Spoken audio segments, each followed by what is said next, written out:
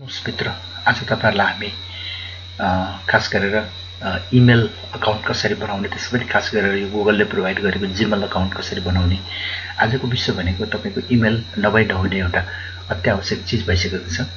तपाईले गुगलमा अकाउन्ट बनाउन सबैभन्दा पहिले तपाईसँग एटलिस्ट एउटा कम्प्युटर हुनुपर्छ, एउटा ल्यापटप, एउटा स्मार्टफोन या त ट्याब्लेटमा पनि तपाईले सजिलैसँग आफ्नो जीमेल अकाउन्ट बनाउन सक्नुहुन्छ। त्यसको लागि तपाईसँग एउटा इन्टरनेट कनेक्सन भएको एउटा वेब ब्राउजर हुनुपर्छ। जस्तै यो हामीसँग गुगल क्रोम छ। सर्वप्रथम तपाईले एड्रेसमा गएर जीमेल टाइप गर्नुपर्ने हुन्छ। gmail.com टाइप गरेर इन्टर गर्नुस्। तपाईको छेउमा एउटा यो देखाउनु पर्छ, एउटा स्क्रिन देखाउनु पर्छ। यसमा तपाईले यदि तपाईसँग अकाउन्ट छ भने आफ्नो पासवर्ड युजरनेम हाल्न सक्नुहुन्छ। यदि छैन भने तपाईले सिधै क्रिएट अकाउन्ट क्लिक गर्नुपर्ने हुन्छ। तपाईले क्रिएट अकाउन्ट क्लिक गर्नेबित्तिकै तपाईको स्क्रिनमा क्रिएट योर गुगल अकाउन्ट भनेर एउटा तपाईको चाहिँ पपअप पनि देखा पर्छ, विन्डोज देखा पर्छ।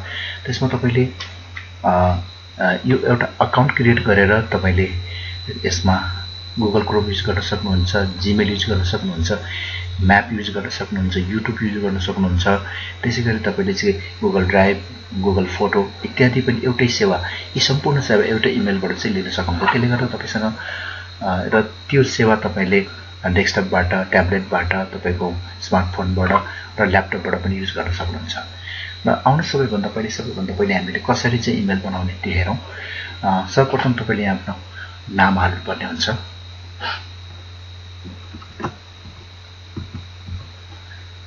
त्यसपछि यसमा सरनेम हाल्नुस्।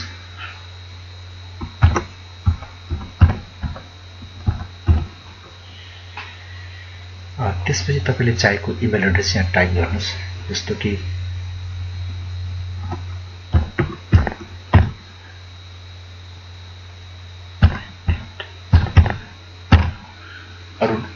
अरूको नभएको अकाउन्ट हाल्नुपर्ने हुन्छ, नाम हाल्नुपर्ने हुन्छ।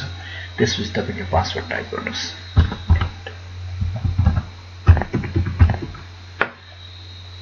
त्यसपछि पुनः त्यही पासवर्ड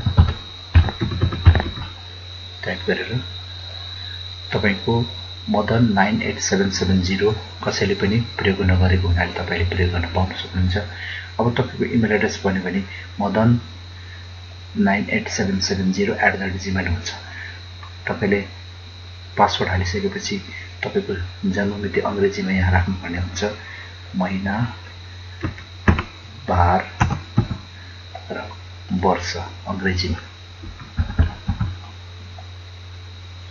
त्यसपछि तपाईले यहाँ आफ्नो जेन्डर छान्नुपर्ने हुन्छ र तपाईसँग भएको तपाईको मोबाइल नम्बर चाहिन्छ। यहाँ आफ्नो मोबाइल नम्बर हाल्नुपर्ने हुन्छ।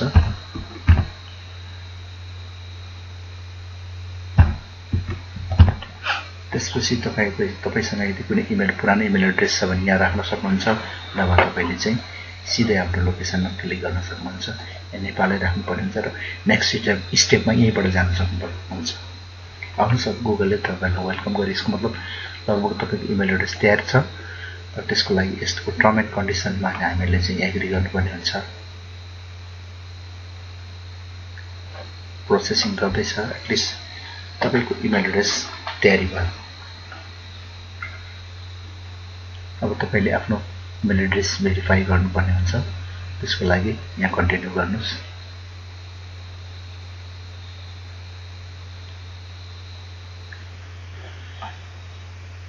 तपाईको इमेल एड्रेस तयार भयो।